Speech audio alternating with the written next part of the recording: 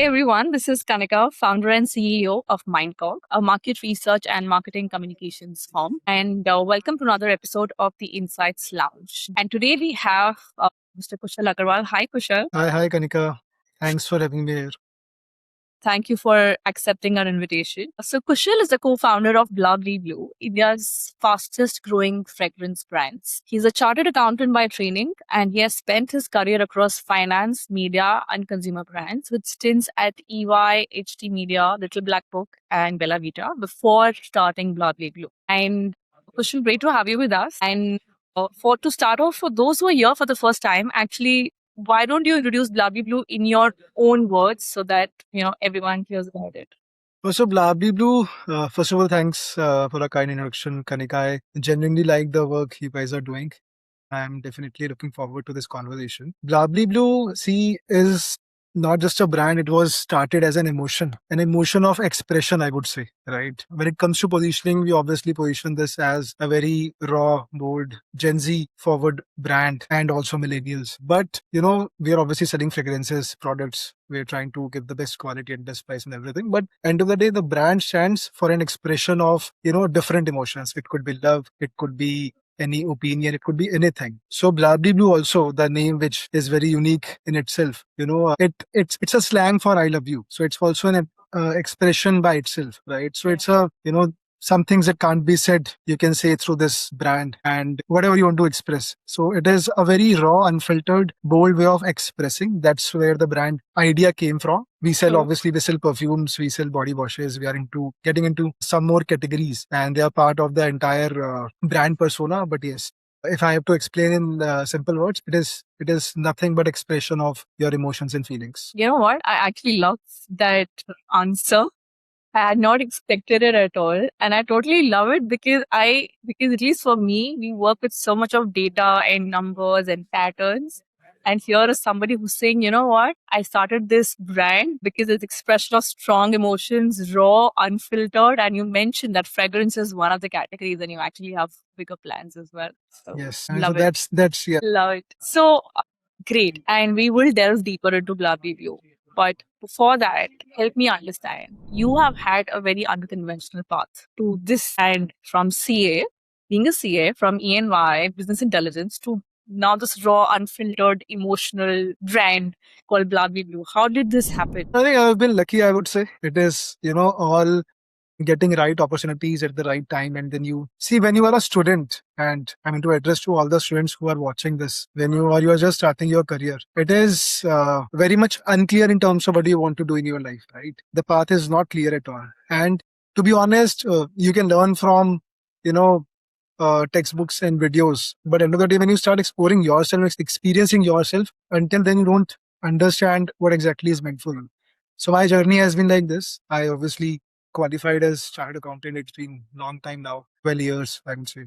Yes, it's been 12 years. Post that, I started exploring things. I went to EY, then I went to some of the corporates like Hindustan Times on the media side of it, and then moved to digital side of the companies. When I was exploring things, I realized that business is something that definitely excites me. So since starting also, I have always been into business, finance, business intelligence, strategic roles in my journey. And obviously I've been lucky also to find those roles at that right point of time. And in last 2 3 stints, as you know, when I was heading the entire finance and strategy for the startup called Little Black Book, then I moved to Bella Vita and the Idam House of Brands, wherein I handle very strategic chief of staff sort of roles for multiple brands in that group. So that's where I kept on finding what I like a lot. It was mostly around business, brand, strategy, so obviously being a CA helps because you understand numbers.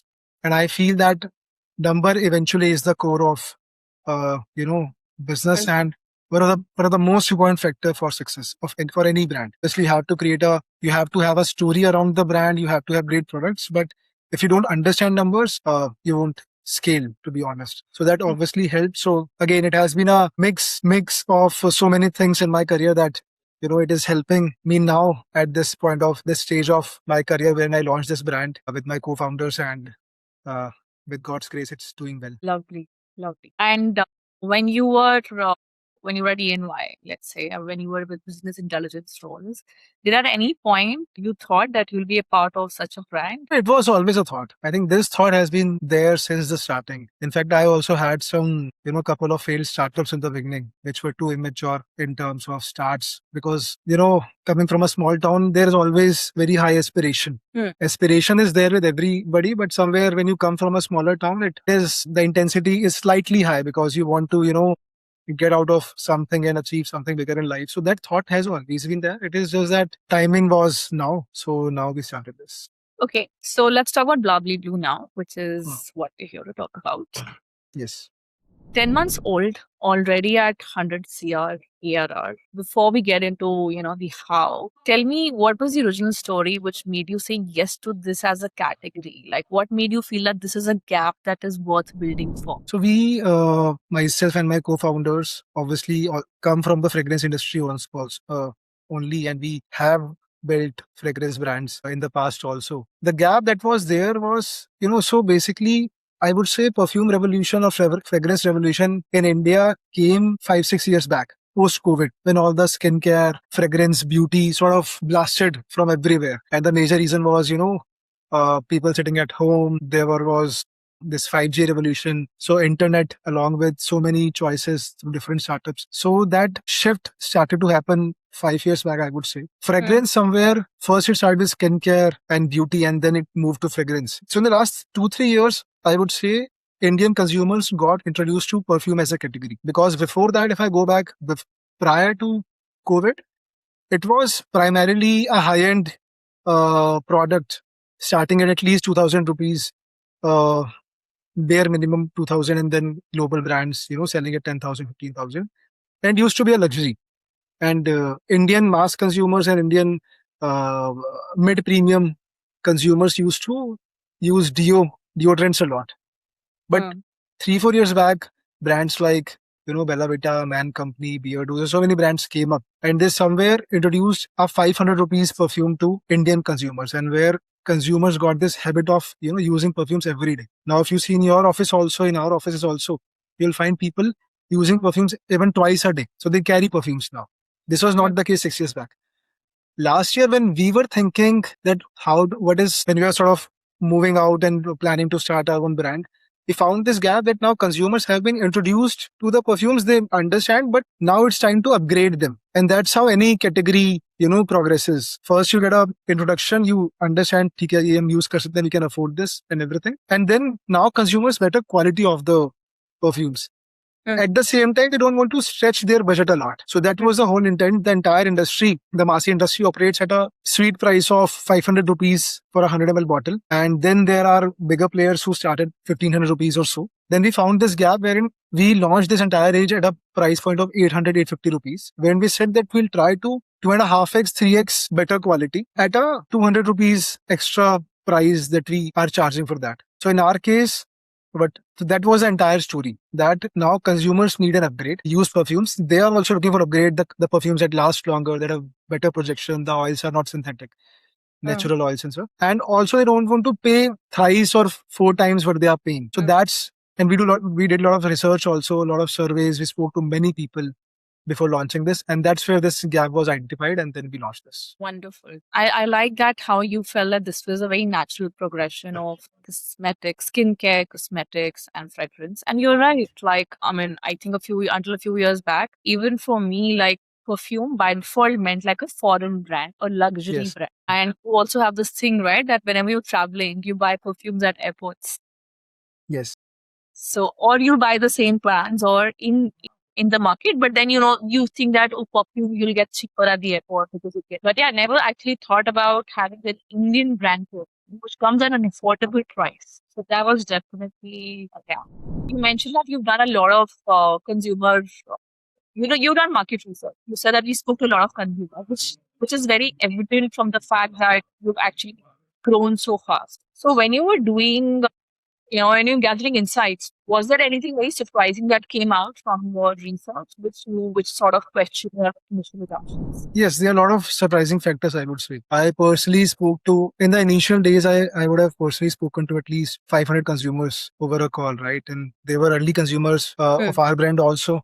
And in fact, before we launched that time also, there was some database which we spoke to. I felt that consumers were not completely aware about how perfume works and what they should expect from the perfume industry and a product that they buy. That was the biggest surprise I found. Out of the, let's say, 100 consumers I spoke at, taking as 100 as a base, 10-15 consumers were very, very educated in terms of what they expect from their perfumes. So perfume also has multiple sort of factors. We mostly talk about lasting and likability. So people talk about that, yeah, I like this fragrance or I don't like this fragrance. And then lasting. अब ये बोलते हैं कि यार ये fragrance 2 घंटे टिकता है, 3 घंटे टिकता है. And that's the only complaint people have with most of the brands, right? That was obviously, we are taking care of that. There is another thing called projection, which is very, very important when it comes to perfumes. Projection is the distance जो आप जब perfume spray करते हो तो आपका कितना project करता है. The distance that perfume reaches. So when you enter the room, तो आपने देखा होगा, आप अगर कोई perfume लगा के enter करते हो, आप किसी room में बैठे हो, you are sitting in a meeting and somebody enters and the whole room sort of feels that bloom जो fragrance carry कर रहा है. That's called projection. So projection is another thing. Then understanding of what is synthetic, what is not synthetic. क्योंकि fragrance तो वही है. आपका oil में कुछ ना कुछ dilution करके adding some solvents to bring that cost down, right? There is a difference between what a natural or a more premium and a more expensive perfume feels versus a very synthetic oil feels, right? So all these things were surprising that majority of the consumers do not understand all the terms or all the sort of parts of the fragrance. They are focused on likability and lasting. And that's where we decided that we'll obviously crack the lasting. And we actually get complaints from the consumers, that not complaints as in positive complaints, that it is there on my clothes even after 2 days. So it's a good sort of feedback that we get because the lasting is really good. But projection also, we specifically worked on that and then also spoke to our consumers and asked their feedback on the projections also. That कितना आपको दूर तक projection feel हुआ and what sort of compliments did you get, and also how long did that projection last. So there were some surprising factors about how consumers perceive this category. So that was one of the major thing. And second surprise was this, that we assume that mass of India do not like to pay, but I felt that if there is a quality, people love to pay. And with, increasing the growing economy and everything, consumers have that power. We sometimes underrate our consumers in terms of paying capacity, is what I feel. Obviously, we love deals. We myself also, and all of majority of our consumers obviously love deals and discounts and everything. A thing which is, value for money is something everybody run after. At the same time, if you are providing quality, people are okay to pay the premium for that. That was also somewhere a surprise, because in the online ecosystem, we are so much, uh, this has become a common understanding that discount and all these offers work, which is the truth. I won't say it is not the truth. People offer definitely buys more during deals and everything. But at the same time, if you are giving a quality, they are very, very okay to pay the premium. In fact, we did this survey. So I'll tell you some insight. We did this survey wherein we, after the launch, and we launched at a certain price, we called our consumers, gave them 3 price bands. One was lower than the price at which we launched. One was at same price band. One was higher. And a decent number of consumers said, I would have paid a high price for this also. So there were some such surprises, I would say. Interesting. So a lot of questions I have with that answer. बहुत लंबा answer था, so I'm going to break them down. So very interesting. You said that the 2 most important quality that everybody knows or thinks about is whether they like the perfume and how long it lasts. But there are other things like whether it's natural, synthetic, that's one, which is like the quality. Then it's about projection of the perfume. And you said there was a percentage of people who were aware of these things. Did you feel at any point that you also had to educate people about it? कि देखो हमारे तो projection बहुत अच्छा आता है जब आप enter करते हो. No, so I think you have to bring some sort of innovation and some extra USP when you sell, right? So we definitely claim what sort of projection do we have. We definitely claim that we are one of the very few pure parfum brands in India. So we have a 25% oil concentration, and there is a science behind it. We start from EDC, EDT, EDPs, and then there are pure parfum. So most of these perfumes have 10 to 18% oil concentration, I would say. And when you cross 20-25% of oil concentration in your perfume, it becomes a pure parfum. So very, very few brands in India are actually selling pure parfums. So that has been there. and we decided that we'll only sell pure parfum because they actually last long and project better, because higher the concentration, better the lasting and projection is. So we are definitely educating our consumers on what is a pure parfum. We are calling this out that we are a pure parfum brand with a 25% oil concentration. We are definitely calling these points out that we project more. So How education is happening. sorry, I'm interrupting. How are you doing this? Are you doing it in your marketing messaging? So you're informing people like So it is purely marketing messaging. So basically, it becomes a hook. So again, it's very, very content driven marketing and sales, right? UGC Nowadays, driven, is it? UGC also, and otherwise, in house short videos. So we definitely call this out in most of our ads and most of our social videos that we are a pure parfum brand and we have this much of projection, we have this much of lasting. So that education in a very subtle way keeps on happening. This helps consumer also to understand acha ki ye aisa hai, and then when they buy something else, then they have a thought that I should ask for this also. Ki what is the concentration, and I should check how the projection is. So this is see, in India, education is very, very expensive.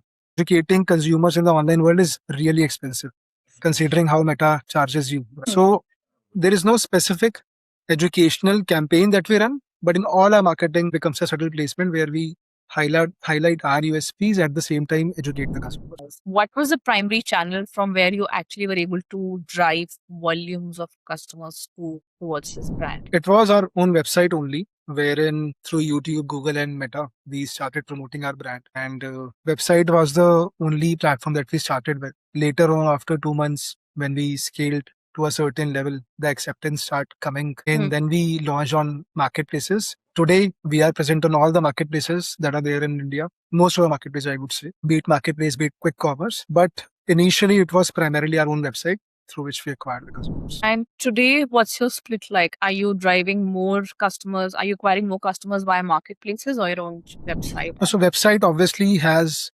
approx 35 to 40% contribution in the entire revenue, and remaining comes from marketplaces. To be honest, quick commerce has become really big now. Blinkit, Zepto, they have become the largest players when it comes to marketplaces. Yeah, yeah. And tell me, I mean, as a founder, I understand that you said that first you launched ourselves when you saw some traction, then you made the effort of like, okay, going on listing on marketplaces and now quick commerce. So, and yes, what you're saying is right. Absolutely. Today, quick com has actually become a way to discover and acquire, buy Yes. products very quickly. But as a founder, what is your happy place in terms of if I had to ask you, what is your ideal revenue distribution between quick com, marketplace, and your own website? So I think we feel that we are at the ideal ratio currently, because I think that's how it is. See, higher the website revenue, it is better for a brand because you control that revenue very much in terms of customer data and everything. You get the first hand customer data for all your website consumers, right? You don't get the consumer data for your marketplaces in all the marketplaces, right? And at the same time, in terms of all the CRM journeys, repeat, reaching out to the existing consumers, it becomes easier for website. But at the same time, you have to somewhere understand also that it is not possible to achieve everything through website. It is very difficult for us to deliver in 10 minutes like Blinkit does. If we are going that route, then we have to build another ecosystem. There are companies and delivery ecosystem which are nowadays providing 30 minutes delivery and 1 month, 1 hour deliveries, but really expensive, right? So all these platforms I feel are equally important and they have their own importance. And what I have personally realized during my journey, not just in WW, across all the brands, that every marketplace also have their own consumer base. So the way a consumer behaves on Amazon is very different from the way you will find a consumer on Flipkart. Similarly, a Blinkit consumer and a Zepto consumer is very, very different. You as a consumer might be using all these platforms. But at the same time, if I ask you in quick commerce, you'll have one favorite. Either it will be Blinkit or Zepto or Instamart. There'll be one go-to quick commerce platform that you have. Clearly, Amazon, Flipkart, Myntra will have one place where you buy the most. Yeah. It was there in Uber and Ola also. It has been there across, categories. So that's there. Every marketplace also have their own captive consumer base. There is overlap also, but there's a captive consumer base. So it is very important to be present everywhere and have a decent contribution. Interesting. But tell me the margin reality of, selling via your own website versus via quick com versus via platform. marketplaces? Because I've spoken to a lot of B2C founders, and yes, what you're saying is right, that it is very important to be present on all platforms. You also brought in another important point that, each platform has their own captive customer base. So, which you may be only able to access via that platform. But what's the margin reality? What does it mean for the business? So obviously on your website, you from a direct, logistical and warehousing expenses, you spend less. For marketplaces. You have to give their commissions also. Their fees, different types of fees that they charge. At the same time, Kanika, what happens is, see, the primary mode of marketing is Meta. The largest amount of your marketing goes on Meta, which is Instagram primarily now and Facebook, right? And then followed by YouTube and Google. You also do a decent marketing spend on marketplaces, which includes Amazon, Flipkart, Blinkit, all these players. But the highest disproportionate spend goes to Meta because that's where you communicate with your consumers. So there is a way of looking at this data. There are multiple perspectives to this. If I have to talk about, excluding marketing, the direct expense and direct commission in P&L reality, obviously you love to sell everything on website because you don't have any commissions there. And marketplaces have a decent commission which they charge for the entire management of, their services. Plus they also spend a lot on their ecosystem. But when it comes to marketing, Meta takes away most of the money. Now, if you attribute that cost across your platforms, because even if Kanika buys from Amazon, there is a very high chance that you would have seen our ad on Meta first, and then you would have gone to Amazon.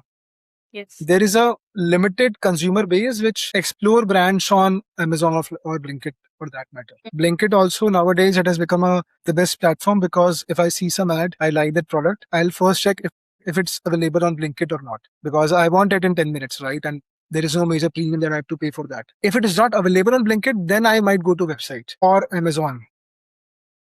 Early stages में क्या होता है? In fact, till the time you have that brand trust in the consumer's head, people also avoid to buy from website क्योंकि पता नहीं पहुंचेगा नहीं पहुंचेगा, मैंने पैसे दे दिए हैं. Amazon they trust, right? So the element of trust also comes in.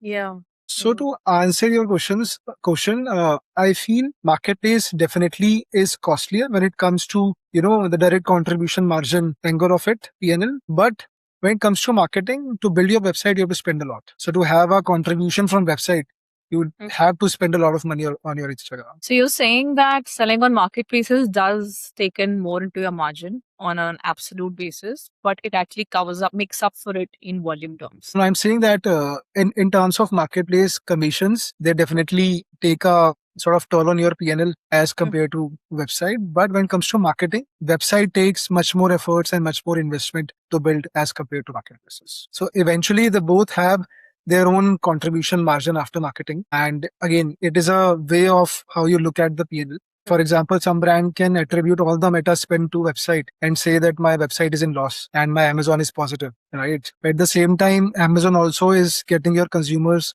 through your Meta ad. So the way you attribute matters a lot for in this subject. So what I'm saying is ki to build website, it takes a lot of investments in marketing. Marketplace, since they have their own consumer base also, they charge commissions, but they are, cheaper when it comes to marketing. Understood. You mentioned that when you started, you actually started selling from your own website and you still have a decent chunk of consumers coming to your website. And I believe that's the place where you actually learn about who your customer is. And then, of course, like what to build next. Do you think that brands who are heavily reliant on other platforms, and I've actually met several D2C founders where they say that 90% of our sales is actually coming from platforms or Bitcoin. And they say we actually don't know who the buyer is. Do you think that's a good place to be in? I personally think it's not a good place to be in. Because it is like your own shop versus you're selling through somebody else's shop, right? So you control a lot of factors when it is your own website. On marketplaces, see if your 90% sales is on marketplaces, you have not built a brand so far, to be honest. When your contribution starts moving towards website, then where you are becoming a brand because consumers are trusting you, they are buying directly from the website. On marketplaces, as I said, there's a captive audience that they also have. Plus, they also have their own promotional channels where they reach out to their consumer base for your products, right? So, marketplaces में अगर sales ज़्यादा आ रही है, then somewhere it's not a good place to be. It's not a brand yet. It's not a brand yet. So you're only selling probably because you're getting discovered and somebody ends up buying. They are mostly discovery platform than a brand platform.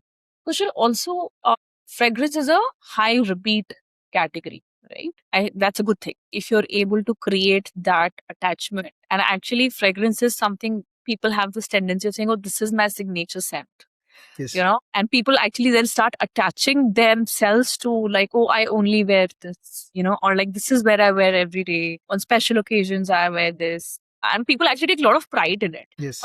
So at some point, when you told me when you guys started, you saw a gap, okay, and you were talking about sort of the larger population. We're not talking about people who only care about some the high end luxury brand, because some people only will buy from that brand. Like they will only buy a Burberry, for example, and they will not even consider it. So that was not your target audience. So when you started building for this category, what was your first thought? How did you start think about the pricing? Did you ever feel that if we price it at a very affordable rate, people may actually not think of it as a great perfume? Because sometimes that's also the thing, right? Because fundamentally, perfume is not a necessity, right? Yes. Perfume is a luxury, Yes. right? So skincare you'll still spend. Like people, any Tom, Dick, and Harry will today have a moisturizer. Depends on what class of moisturizer they have. But perfume is still like that habit building is yet to it's not still looked at as a necessary thing. So when you were pricing Yes. it, what was your thought process? Okay, so first of all, I think in Delhi's heat, it is becoming a necessity also. So that's also happening. It is somewhere becoming so much of necessity, and you are also from North, right? So you'll understand that. See, I'll give you a counter. I'll give you a counter to this when you say it's a high repeat category. At the same time, Kanika, it is a very flirtatious category. And how this category is very flirtatious, you think about yourself or your network. In this category, people like to explore also. So if I have a certain fragrance, there'll be one signature scent that I would love the most, and that would always be there in my wardrobe. But apart from that, it is all going out in the market and trying out different perfumes to see what is coming, what is good, what is not good. So people love to try this category. To try different brands in this category. Unlike beauty or skincare, where you're putting something on your face or on your skin, right? You don't prefer to change it very easily because it is very sensitive subject. If a certain face wash or a certain moisturizer suits your skin, you'll prefer to stick to that. You'll not experiment a lot. When it comes to perfume, you love to experiment. मुझे ऐसा smell कर, let me try a fresh fragrance, let me try, अच्छा oud is trending, let me try what oud is, right? Nowadays gourmet is trending, so vanilla बहुत चल रहा है, so let me try a vanilla fragrance. So while it is a high repeat category, at the same time for any brand to build loyalty in this category is also very, very difficult, right? So pricing is a very, very sensitive subject, as you rightly said. If you sort of de-premiumize your brand, because pricing also speaks very, very loudly about how good you are, and ये conception रहा है that हम अपने, let's say if we look at my parents' generation or in fact my grandfather, that अगर सस्ता है तो बेकार है, महंगा है तो अच्छा है, that has been there, right? So this is a very sensitive subject. So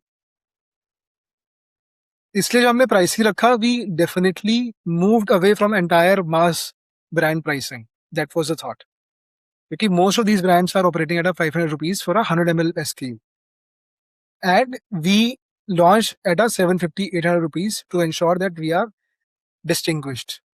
We did not move above 1000 rupees because we did not want to be unaffordable for a mid premium category. Also, to give you one data point, a lot of our consumers are buyers of brands like Burberry, Chanel, and all these brands, global brands, who have a 15,000 rupees perfume also in their wardrobe, and then they have Bla Bli Blu also in their wardrobe. Because what I've seen is that those who buy expensive perfumes are also somewhere enthusiasts when it comes to perfume, so they like to try new brands. So उन तक हम कैसे पहुंच रहे हैं? Through our content. Our content is making them try ki theek hai, let's try what these people are doing. So we have decent consumer base who buys, a Zara or a Titan, or for that matter global brands like Chanel, Tom Ford. So I have spoken to such consumers, and when I said that there's a certain percentage of those consumers who are aware of everything about perfumes, they are those consumers who buy those brands also and are that also. At the same time, we try to move away from a very massy positioning, because our quality was also high and everything was the entire brand persona was different. So that's where we found this sweet spot, which was somewhere in between. And then you have to back this up with your content and product. So product अच्छा था तो उसकी वजह से people loved it, and we are still trying to, it's everyday hustle to keep yourself relevant, as well as content, which is very important. Iske through we are trying to create that brand personality, that it is not a very massive brand. At the same time, to reach out to the consumers who can't afford to pay 750 rupees, we also then introduced pack sizes which comes at 300 rupees or a 400 rupees. So it's the same perfume, but the pack size is smaller. So that's why you try to capture that category also. Interesting. And your trial set actually becomes like your entry point. That has been a GTM.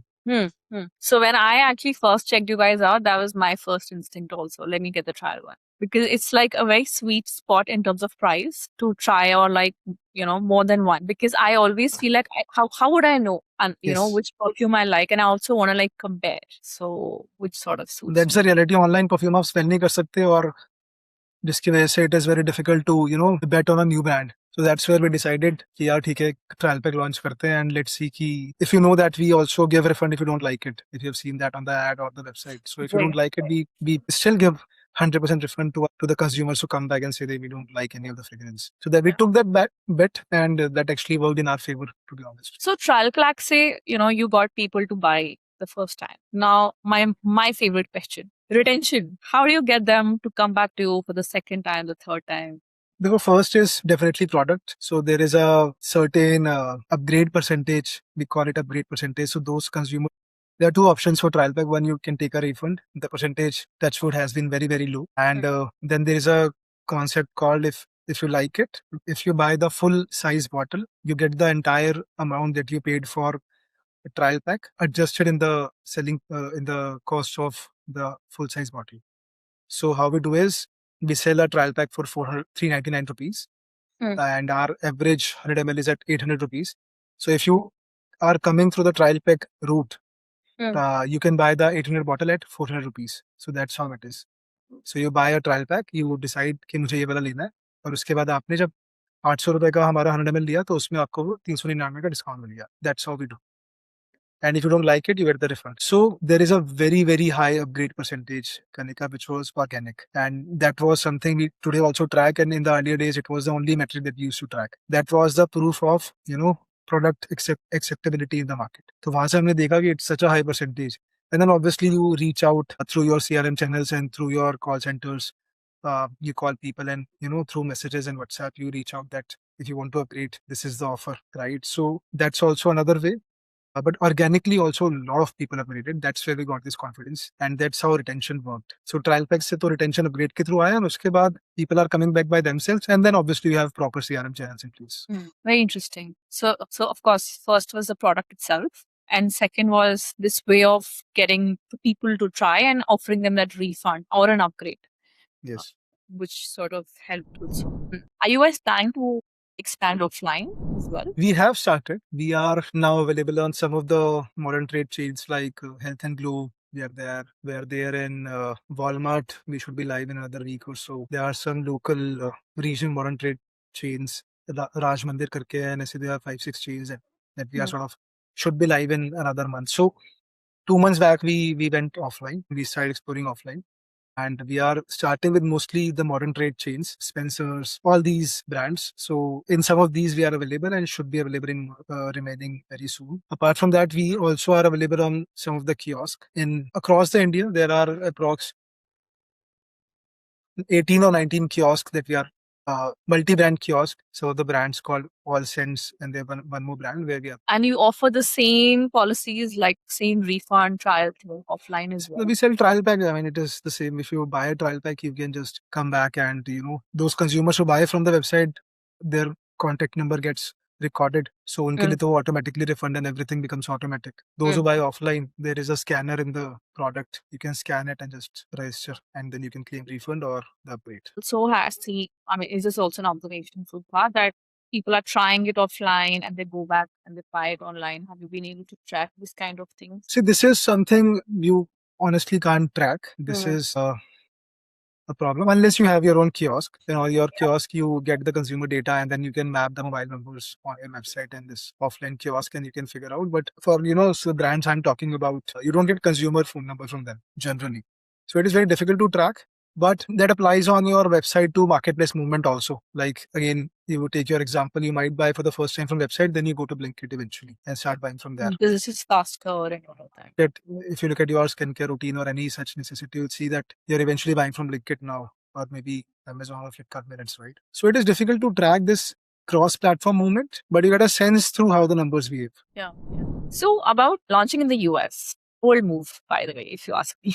So most Indian D2C brands, they sort of, I think they take time to go broad.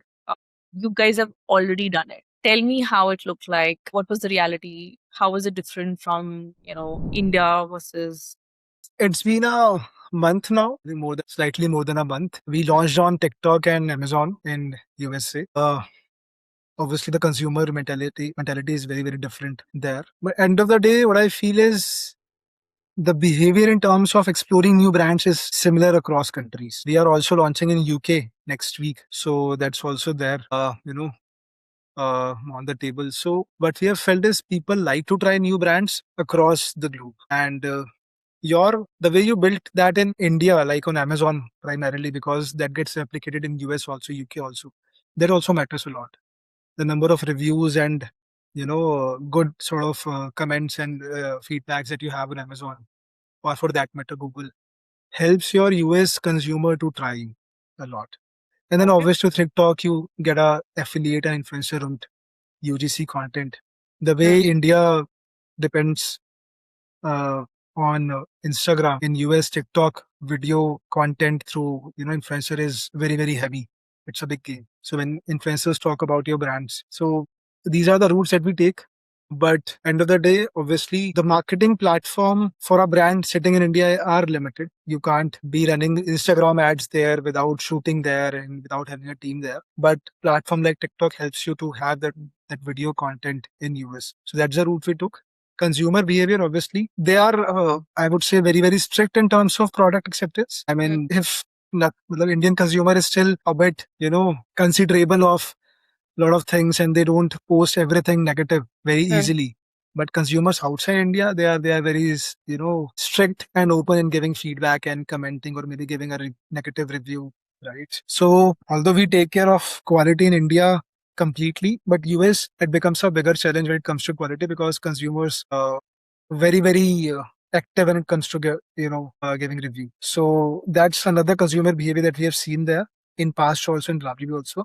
Thankfully, that's what we have been getting great feedback and reviews so far. But yes, that's how consumers are different. And so far, you're selling online only in the Yes, US. it is. In US and UK only online. All the best for that journey. You've just started. You said UK next, you. but this is great. If you ask me. How does the pricing translate from India to foreign markets? Do you up it? What is the value proposition there that you play on? No, it's definitely we have to up it. And again, it's not like it's a like to like dollar to rupee conversion. Yeah. It's a different lifestyle, a different metric that we all have when it comes to the value of that dollar, right? So it is definitely higher than what we sell in India, but accordingly the costs are different in terms of shipping from India to US, especially during this war situation. So the Indian brands have taken that hit of very high shipping costs from India to US. They almost more than doubled during this period, and then the local delivery cost and everything is very there. But the in position US. is the same, is what I want to ask. Positioning is similar. Positioning is similar. It's again a prestige brand. It's a premium brand, not a massy brand. The positioning is very similar. Mass premium. The mass premium is the position. Okay, so you mentioned that Bla Bli Blu, you said it's a brand which, it's to, you want to like communicate raw emotions. It actually means I love you, right? So it's a lifestyle brand on the outside. But like you mentioned, without numbers, there's no business. And you are a numbers guy. So tell me that what are the 3 or 4 metrics that you particularly keep a track of every single day? Okay, some are very basic metrics, which is, tracking the revenue, tracking the orders count, tracking the P&L every day. So we track our P&L every single day. It's not like a monthly process for us. We do track our P&L every day. How much are we making? How much are we burning on which platform? Apart from that, since again, considering my background also, again, as you said, I am a numbers guy, so that becomes a DNA somewhere. So we go into lot of details, be it your meta ad analytics in terms of what is your CPM, what is your CTR, what is your, conversion rates on meta, similarly on marketplaces. So conversion rates, retention, your revenue, order count, your profitability, everything we track. So number is something where we 100% deep dive. Inventory levels, everything is sort of, because not just P&L, cash flow is very important also. So what is your inventory level? What is your outstanding levels? So we do track everything. My personal favorite would be definitely revenue is everybody's favorite that you want to see every day and every hour. Actually, we have hourly reporting system for some of the platforms. Then profitability is another important metric that we are very, very vicious of. What is the one scaling mistake you see that D2C founders make repeatedly, when they're thinking of growing? Whether you've made it yourself or maybe you've been very deliberate about avoiding it. One very common mistake is people go offline very, very early. That's something I have noticed in our past also. And here also, we are sort of very aware of that, when to go offline and where. That is something which is a very common mistake that I have personally seen. Apart from that, while scaling online is, uh, you know, launching very, very very sort of long list of SKUs in very, very early stage. So one thing that I've learned and I firmly believe is that unless you crack your PMF, you should not accelerate on spends, right? So जब तक आपको अपना वो market fit नहीं मिल रहा है कि क्या बिक रहा है and क्या बिकेगा, because what you think when you start is very different from what actually happens. So the way things pan out are most of the times different from how you planned things. So unless you get that 100%, not 100%, but a decent surety on this is working and this should be our path, you should not accelerate. Sometimes brands, and we also have done this in past, some sort of early good signs and we sort of go all out. That's something I feel founders should avoid. And while moving towards different platforms, offline is something people should be very, very, think through before sort of. So you're saying that don't go off, they go tend to go offline very early, number one. Number two, they've not reached a certain scale and yet they keep expanding their SKUs. You feel it's more important to achieve a PMF and then scale from there. From Yes. an SKU point of view, distribution point of view, going offline, Yes. etc. Yes. Makes sense. Makes sense. How do you see the industry evolving? Fragrance industry evolving over the next 5 years? Fragrance industry is scaling really fast. It is, I think, several reports that I've seen is it is at a CAGR of 30%, upwards of 30%. Currently, it is at around 3,500 crores to 4,000 crores annual revenue market in India. There has been a major shift from deodorants market to perfume market. This market used to be around 2,000, 2,500 crore, maybe 2.5 years back, but now it is going to touch 4,000 crore, while your deo market used to be a bigger market. So that shift is happening. And I think this growth will be there for the next 4 or 5 years at least, where people sort of get accustomed to, bottled perfume, and somewhere deo will slightly go down. It will sort of go down. So that's how I'm looking at fragrance industry in India specifically. Wonderful. Wonderful. This has been great, very useful talking to you. And I had a lot of fun actually. I was also learning a lot about the perfume industry. So thank you so much for sharing your insights. And I'm sure that people have found a lot of learning over here. I'm going to leave Kushal's LinkedIn profile link in the description box below and try pinging him. If he's not so busy, he may respond. And for more such insights, please leave your comments or questions below in the box, and we'll be happy to respond to them or bring guests which can answer those questions. Thank you so much for tuning in. Thank you, Kushal, for joining us today. Thank you so much, Kanika. It was a great conversation. And yes, we're never busy when it comes to, expanding and hiring. So if somebody is watching this video, we are always looking for interns and employees since we are growing. If somebody is going to DM me through this video, I would love to sort of entertain them and respond. But anyways, thank you so much for this conversation. It was good.